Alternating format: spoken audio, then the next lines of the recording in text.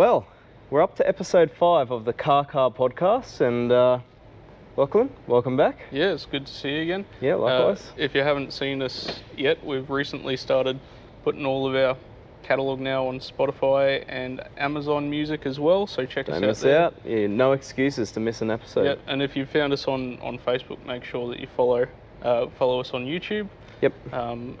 Matt at Auto One Browns Plains, us at Kashi, and of course us together at Car Auto. I think you'll find us under. So hopefully you're watching us there anyway. Cool. All right. Well, and we're away. So we've got some news that's come in. So this is fresh. This has only just come out. BMW have just won a lawsuit to reclaim the rights of the Mini.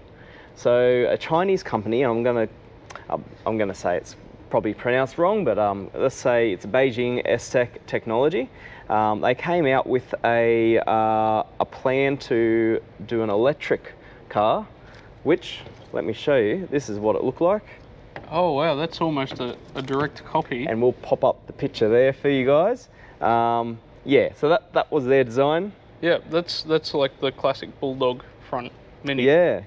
Is it similar size, or did they scale it up for I didn't see any information on size, but certainly you look at it and the first thing you think is Mini. So BMW bought the rights to Mini in the, mid-90s, and they've won the lawsuit. So well done to them. And I think you were saying to me earlier that there's another interesting lawsuit that's you've come across. So I won't get all the details right because I'm going from memory from what I was told by a very friendly Mustang owner.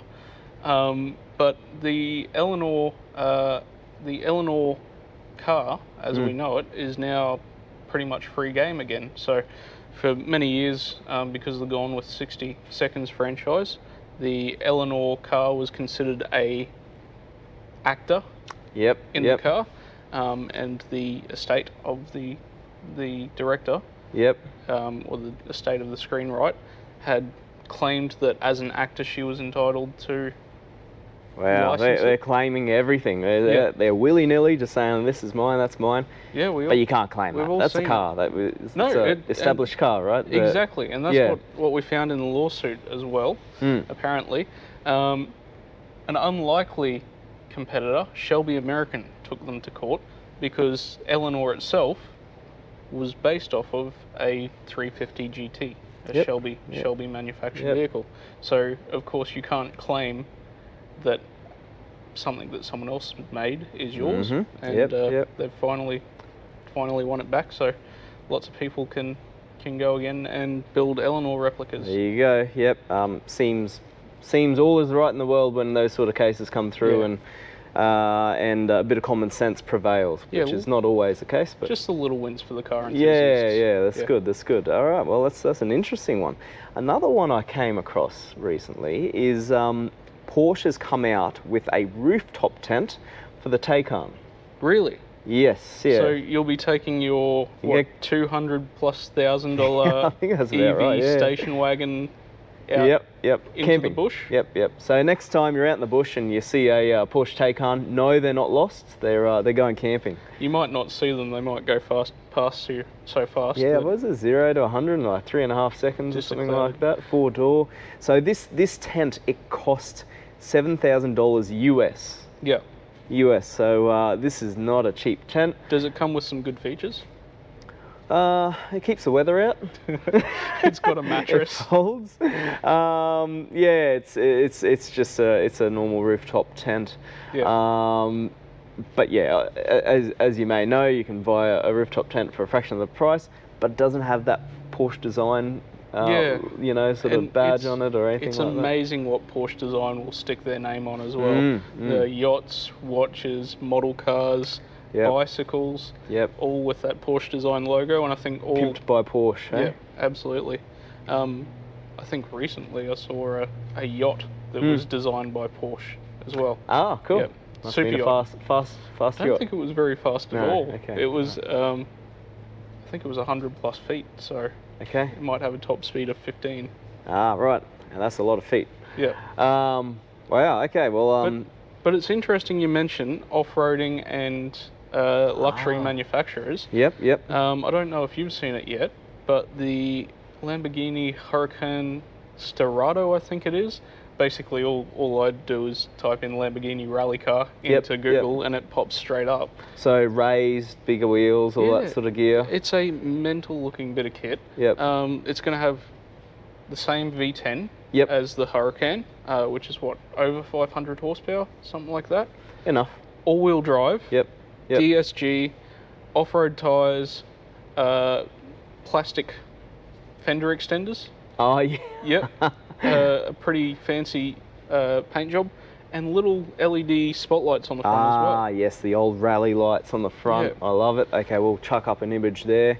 We might have to circle back around and show a little bit more detail on this one. Yeah, or maybe we show definitely. some of the other ones, because there's guys doing like rally Porsches and all that sort of stuff that are pretty cool as well. So we might circle back around on that one. Yeah. A certain guy I know has got a 928, which he had put raised suspension and off-road tyres on to do a variety bashing. Yeah. But he's since moved on and is now running around with a NC Fairlane. So. Ah, right. Okay. It's an actual land yacht. A luxury life. Yep, and it's a brilliant car. It's all done up with zebra stripes all over it. So it's a white Fairlane with lots of black bits of vinyl on it. Nice. It's got to love a variety bash. Yeah, but Porsche's got a good history with rally as well, because they did a... Well, the 959 was made for rally, but the rules changed, and I think they may have done some, Paris to Dakar and all that sort of stuff, but they didn't compete in the Group B. Was it Group B that they planned to compete with that? Yeah, I think so. Sounds about right, and then the rules changed. Too many people were losing limbs and hands and all that sort of stuff through the crashes, and 1,000 horsepower rally cars is pretty nuts. We might have to touch on some of our favourite Group B cars in a future episode. For sure. Last episode we were talking about the Fast and Furious car, and I did some digging, and I've got a follow up to this as well. Yep. So that was the W Lycan. Yep. Which was the Dubai based manufacturer. They made 7 of those. I don't know too much more than that, but I think they're worth maybe $3.5 million. But and this is a couple of years ago, they come out with a follow-up, an everyday supercar. Do go on. Yeah. To my eye, it looks similar, but I mean, I only sort of gleamed over it. It has doors that open the opposite way, so instead of like that, they're like that. It has a 3.8 litre flat 6 Porsche engine, which has been developed by my dog's favourite manufacturer, Roof. And 800 horsepower, 0 to 100, 2.7 seconds. Yeah. Pretty cool car. It's very interesting. Yeah, that's the, I'm going to get it wrong, but it starts with an F. I'm going to check a picture there. Yeah. It's pretty interesting as well, because there seems to be a spate of manufacturers doing grand touring family supercars and hypercars. So what is it, in recent years we've seen the Ferrari FF, which is the 4-seat station wagon. Yep. We saw the GT4 Lusso. We've seen the Lamborghini. Did Lamborghini start teasing a wagon not long ago? I think so. Sure, and Koenigsegg's come out with the first family hypercar as well. Yeah, that's cool. Yep. There's lots of cool details on that car. Yeah. Maybe another thing to touch on. I think we need to sort of touch on these things a little bit more regular. If you guys are interested, let us know. But so that's the Finer. I'm going to pronounce this wrong as always, but Finer. And there you go. That's a picture of it there. Yeah. So we'll chuck that up there, of course. It's an interesting mix. But I think I like it. It looks good. It's nice. Yeah. So I thought I'd bust that one out on you. And speaking of Fast and Furious, the trailer Fast and Furious 10 is out now. Yep. It is dropped, and it's gonna be the most epic of all the 10 Fast and Furious out there. I think they say that every time though. Look, I love Fast and Furious. I love the original 4. The first 4 movies are probably my favourite, but I don't think I've actually seen one since 6 came out. Yeah. What was it? Since Paul Walker's death. Mm-hmm. So maybe I'll have to go through and force my partner to watch those, because she's not much of a car person, and they. They're just good action films. Just clear your mind of any realistic sort of stunts. This is all out of control sort of stuff. Get a chance, go watch it on the 4DX screens where you got the chairs that shake you around and all that sort of stuff. Unreal. Yeah. Yep. Looks pretty cool. They got a lot of the old actors in there. You know, they got Han, a lot of the original cast minus Brian, of course. So they're doing like flashbacks and such with the original cast. No, I think they just sort of draw them together and say, hey, they're part of the whole family. You know how he bangs on about the family. So yeah, that's great. And the bad guy. Yep. Have a guess. It's not Dwayne The Rock Johnson, is it? No. But Cena's in there, but I think he might be on the good side. Or is it established off the trailer? Could it be Idris Elba? No, but it is Jason Momoa. Oh, really? Yeah. You don't see him playing a bad guy often. Yeah, so interesting. Yeah. So he's made the franchise. Made the big bucks. It'd be really interesting to see if a movie cinema around Brisbane is going to do a Fast and Furious marathon before. Oh yes. Yep. Yeah, I think every time a movie comes out, you should do the marathon. Yep. One through to 8, 1 through to 9, 1 through to 10. Yep. Next one will be 1 through 11. Absolutely, especially with a franchise as long living as Fast and the Furious. I just can't believe it. Yep. 10. That's crazy. Yeah, absolutely. It's almost as good as my other favourite 10 series movie. Yep. Police Academy. Do they make 10 of those? Oh yeah. I think the last one was in Russia or something like that. I think I've only seen the first 3. Oh, you got to catch up. Do they get really cheesy at the end? Yeah, they're all pretty cheesy. Yeah. It's all part of the appeal. You got to embrace it. Yeah. Shall we move on to recalls then? Let's do it. This is one I've heard about, but I haven't done too much digging because I didn't really think that it affected us that much, but you've informed me it does. Harbour Freight had a humongous recall on jack stands across America, which is why we've got some of our jacking and safety equipment out today. But it's a ratchet style jack stand, so I think we'll throw a photo up in the middle. But a ratchet style jack stand, apparently the welds for the ratchet holding mechanism were a little bit misaligned, so you would find that the ratchet itself wasn't sitting entirely on the handle. Yep. So there was a chance that it would slip past or break the welds or that sort of stuff, which is, you know, normally you put jack stands in thinking you're safe. That's the safety aspect. But probably a good tip as well for the home gamer. If you've got a jack and you've got a jack stand and you're working under a car, put the jack stand under for sure, but just leave the jack under and touching, you know, just touching. So even if you've got a jack stand failure, if one mechanism fails, you're always protected by a second. No, that's good advice. Yeah, so don't rely on the jack itself holding the car up while you're working on it. Have the jack stand. Yeah, that's best But have practice. the jack there in position as a secondary. I have seen around and about some jacks that have a locking mechanism in them. Yep. And I've got a set of jacks that I trust quite well to be under the car for a minute or two. I'm not really going to do anything longer than a quick peek. I always, if I'm going to be under a car, with just a jack on it, I always want to make sure that my body fits between the car, even when it's just sitting on the ground. Yeah, when it's gone down. Yeah. So it's not worth messing around with. No, it's not. This is your life. So don't risk it. Especially get your jack stands. Have a little bit of a backup there. I mean, and I'm not sure if this is right or not, but I was told just to, even if you've got a tire or something like that, just something else there that can sort of break its fall if the jack stand fails. Yeah. Big block of wood. You know, Big anything that's a real good one. Yeah. Anything that's going to prevent realistically a ton of metal coming down on your 100-ish kilo bit of flesh. Yep. You know, Yep. we're pretty fragile beings. 100 kilos all muscle. All muscle for you. You're just like a snake then. Yeah. No bones. But also another interesting thing on the safety aspect with jacks. Now, we've got a couple of products out today anyway that we're going to show off. But if you're going to use things like a trolley jack or a scissor jack. Now, I've never been a big fan of the scissor jacks because the base is so narrow. Yeah, look, I get it with that. It's tiny. Yep. And also, when you're lifting, you're not creating a triangulated or a quad stable structure. Yep, it's just what you're there and lifting there. on is very narrow. So any forward and back movement, it's very important that you never get under a car with a scissor jack on it.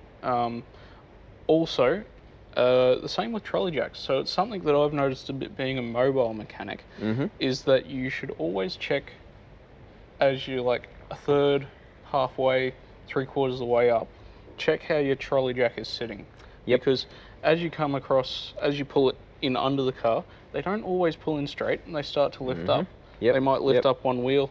So always make sure if you're not balanced and it's on the jack, take it down, set it back up again. And as soon as you get it up on a jack or a jack stand, make sure you give it a really good wobble, just to make sure that everything's before planted. you're underneath it. Yeah. It's much Don't better. be lying under the car doing a wobble like that. Yeah, we've all That ain't seen. gonna be good. We've all seen that video of the guy, I think it was with a Stinger or something in the States, where he put the jack under, and it slipped out and crushed the door. Oh, geez, no, Yeah. I've not seen that, but Well, yeah, I believe you. Yeah, I'll pass it on to you, but very important, and it's probably, like, it's not a great thing to say, but it's great that the car got damaged before he was under it. Yeah, you'd rather that for sure. Yeah. Well, that's good advice. I mean, like when you're working on the car and you're doing lifting and all that sort of stuff, you want to, I suppose, check the surface first as well. Yeah, definitely. Yep, and then check your jack as you're raising, and just double check everything really before you really put your life on the line and hop underneath it. Yeah, and technically speaking, all of the jacks will say on them, always be on flat level ground. Always be on concrete surface or hard surface. Always, this list of requirements. In the real world, you can't always meet those, so you really have to the best of your ability, look out for your own safety. Yeah, yep. Sort of Good advice.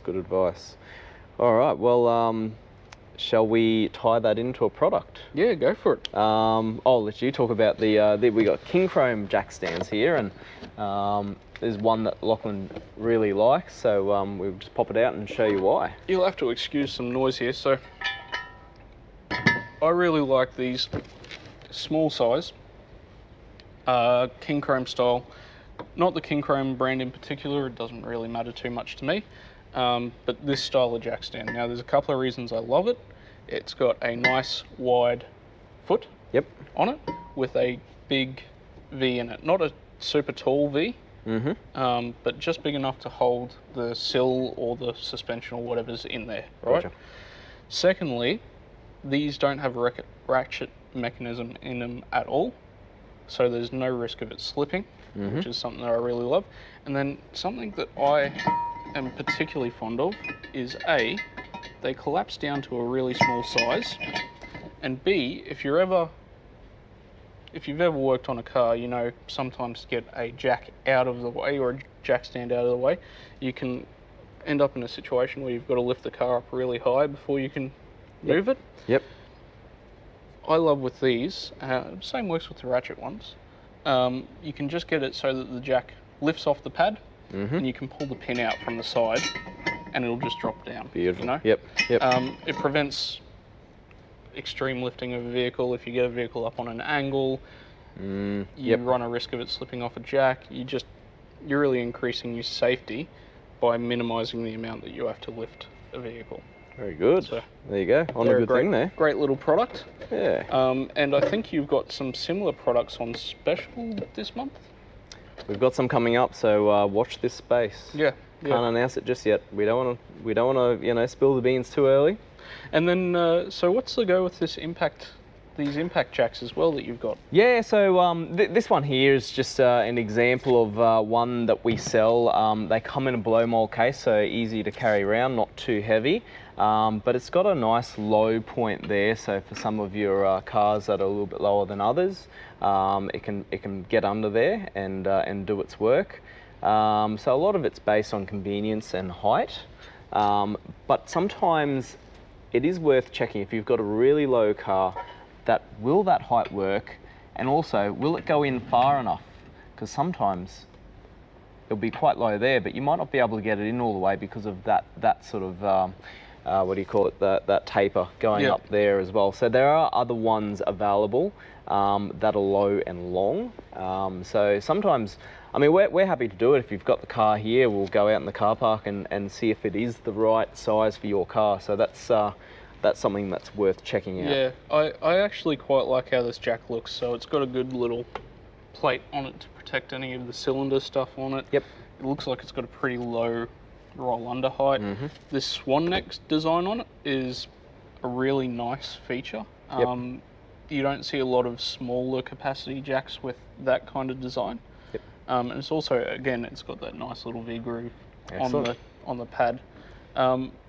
I actually really like using these style jacks for work because they have that roll under.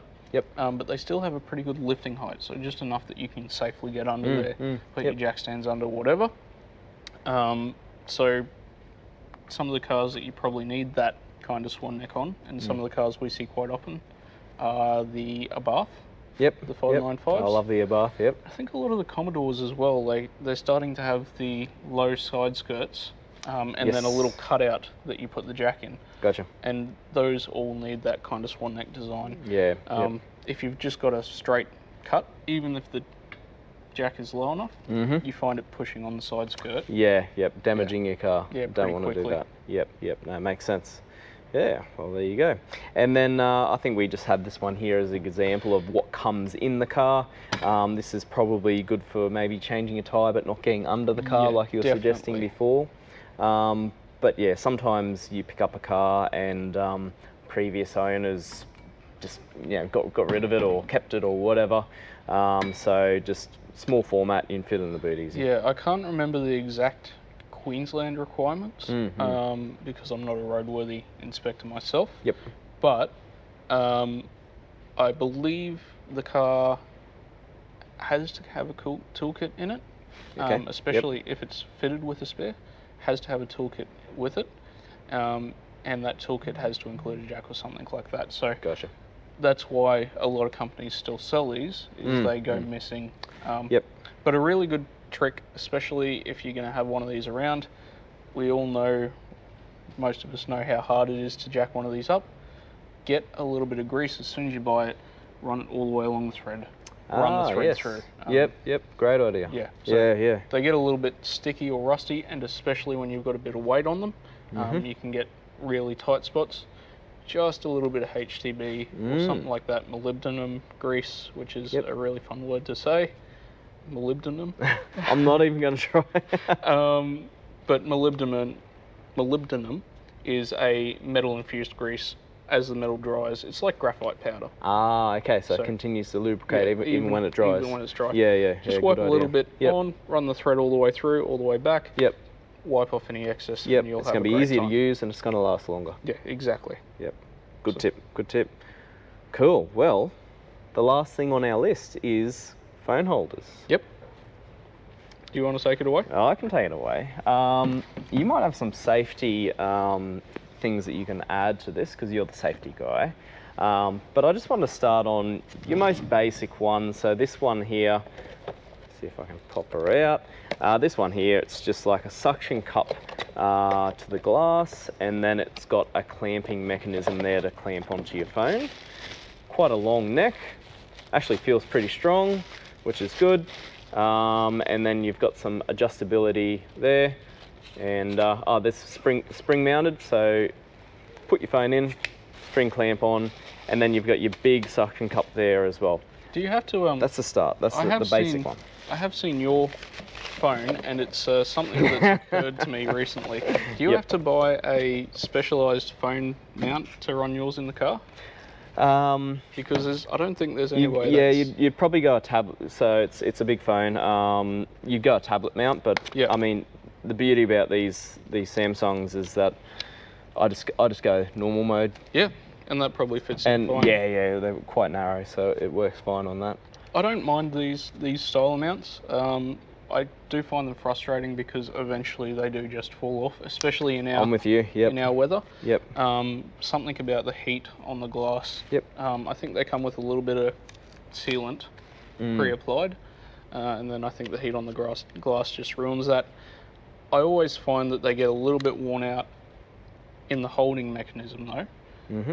But one thing I do like about this is that pivot ball on the back. So if you are stuck waiting for someone, which I often am for some reason, and that's on your windscreen, you can just pivot it so you can watch your videos. There you go. Perfectly. You can put your Netflix on. Or you can watch an episode of Car. Exactly. What more could you want? Now, I do find it, I did notice this when you pulled it out, it looks like on the box when they've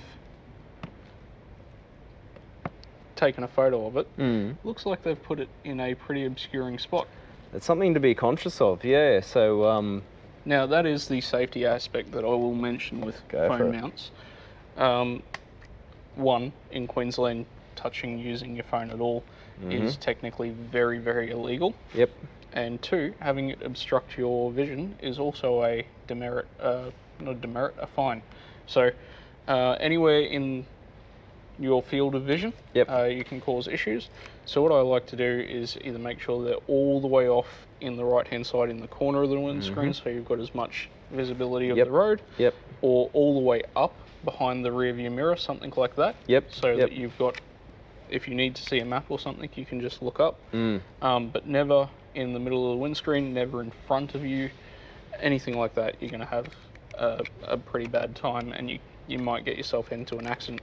I think the fine now for using a phone is over $1,000. I was about to say, I think they've cracked the 1K mark. Yeah. And I think it's 3 or 4 demerit points as well. So if you're a P-plater in particular, you've only got 4 to start with. Stay away. Don't mess. So get them out of your vision. Be conscious of any airbags on your A-pillar or whatever, that it's not going to get in the way there, or even on the dash. And another thing I can add is that there are your better quality ones. They'll have a suction cup, but they'll have like micro suction on there. So I'm not sure if you remember back in the day there was a product called the Grip Go, and it was like a green pad, and things would just stick to it. There's like millions of little suction cups on the suction cup. I've never seen that. Yeah, so it's just micro suction cups on a suction cup, so it just sticks a bit better. Yeah, I might have to look that up. That's kind of an interesting historic fun fact. Yeah. So yeah, no, they use that sort of technology on the suction cups on the better quality units. This one here is a magnetic one, so you put a magnet on the back of your phone, and they've got a whole range with different fittings on them. But this one here is one that goes on the air vent, and what I like about this one, because sometimes air vent ones are a little bit loose and all that sort of stuff, this one here you can physically tighten it, so you can get a really good hold on there. So if you're going to do a vent one, something with that sort of tightening mechanism is a good idea. Yeah, I really like that as a feature. Also, something that I really like for especially our Australian climate, with this style of phone mount where you've got it on your windscreen, you'll always notice that the phone starts to overheat after 20 minutes. Yeah, that's a good point. Yep.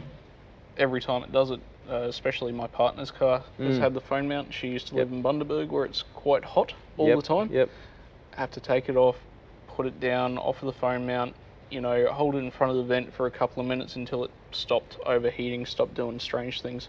So being in front of the vent anyway, love it. You've always got a cooler. So it's a phone cooling system. How good's that? So that's really good. So that's like our mid-tier product. And then this here is a top tier product. It is another one that would grip to your what do you call it, your vents, but there's a whole range of these things, so that fitting there can change just depending on the model you have. This one here is another clamping style one, and it has the wireless charging on there as well. And if I am not mistaken, auto grip, so you put your phone in front of it, it'll open up, close back up, so it's automatic. That's not a bad thing. I quite like the Scotch products. Really good quality products, and that they actually their glass mounted ones have that micro suction cups on the suction cup. We've got one of those style a Scosche Bluetooth transmitter in one of our cars, and it's pretty basic, but it's never failed. We've had it for a good few years. It's got USB charging capability as well, so it seems like Scosche is a brand that thinks about what they're doing a fair bit. Yep. And actually, it looks like on the back of that, it's showing a flip phone as a mounted as well. Yeah, actually it does. I should maybe consider that. So there we go. So we'll have to check the range of opening, but that is something that's that's a high-end product, and we sell other brands as well, which like this IOTI, which is another competitor to Scosche. They're on a similar sort of level, and they've got a whole range of those auto opening sort of phone holders. Now I've heard as well you've got some news coming up. Are you allowed to tease the audience yet? Maybe next episode. Yeah, we might hold on to that information for we'll come now. back. We might be revisiting one of these products in front of us next month with some interesting developments. Yeah. So, but if there's nothing else, I think we're reaching the end of the episode. Yeah, I think that was pretty good. If you've found us online and you've enjoyed this episode, please like, comment, share. Yes, do all the get your things. Engagement. Leave a review, because we've only just started it. It's a really good for us. Again, follow Matt at Auto1, Browns Plains. And Lachlan at Kashi. Yeah, it's great to see you again. All right, until next time.